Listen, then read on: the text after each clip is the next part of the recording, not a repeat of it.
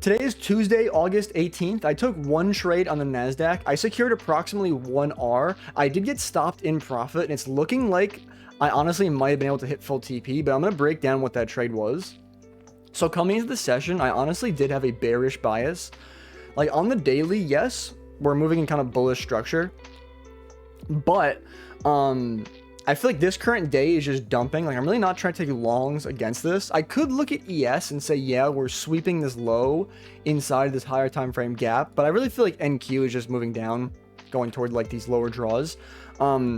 I feel like in terms of significant lows, like I like to look what looks significant to me. Like this low down here looks significant. This low down here looks significant.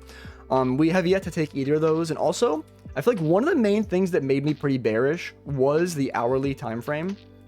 On the hourly time frame, I just see like every time we open up a bearish gap, it just gets respected when it gets traded into. Like this gap over here, respected, traded down.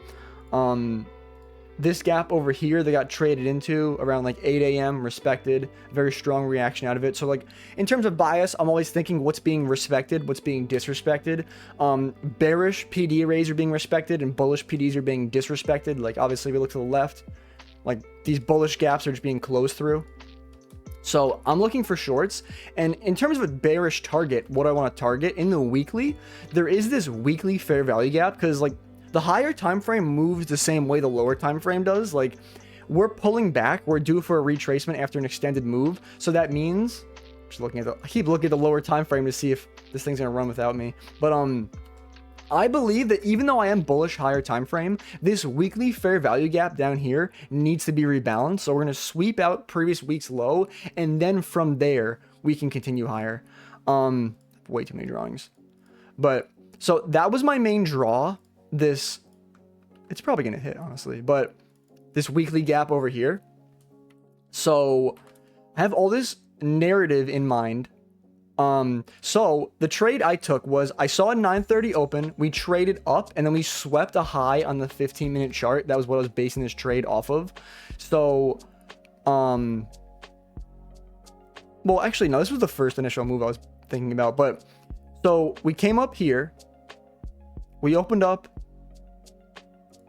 I'm on the 15-minute chart. I'm going to like to NQ to remind myself.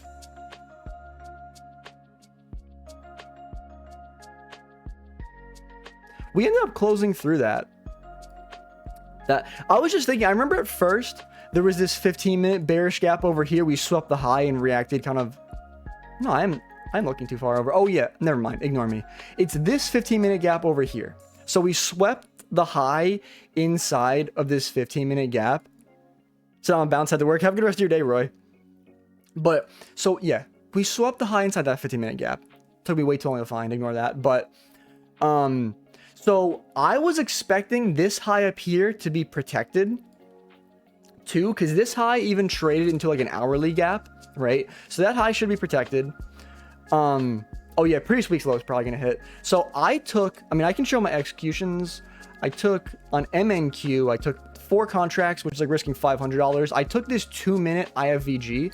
This 2-minute was the highest time frame gap in this current leg, because once we go to the 3-minute, there's no gap. 4-minute, no gap. 5-minute, no gap. We're inverting the highest time frame gap in the current leg. We're also getting a V shape. Oh my god, I'm getting FOMO. But we're getting a V shape off of the sweep of this high, and we also closed through this candle very quickly, and there's also a lack of a bottom wick. There was a little bit of a bottom wick, but not too much.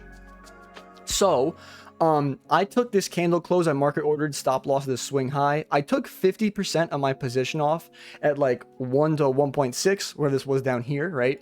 From here, I actually trailed the rest of my position in profit a little bit. So I trailed it approximately like somewhere in here.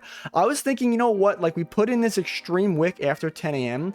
I was thinking like I want to see 10 a.m. trade down first and come into that weekly gap. And I was thinking if 10 a.m. is going to trade up first, there's a good chance it's going to manipulate me out of break even. If we're trading this high up, it's probably going to stop me at break even. So I moved my stop like, let's approximately like 10 points in profit. We traded all the way back up, stopped out my runners almost perfectly. I wonder, what did I get stopped at? 29,697.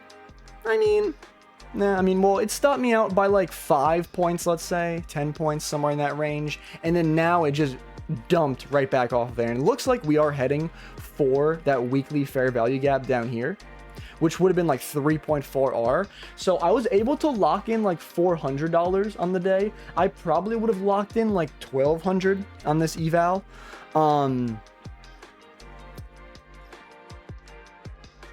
But I mean, profit's profit, but it's definitely annoying. I got stopped right there, my runners, and they're probably going to run to my full TP. But it's whatever. And obviously, if you guys are new here, I do live trade for free on YouTube Monday to Friday at 9:25 a.m. Eastern Standard Time. So definitely pull up, hang out with me, trade with me.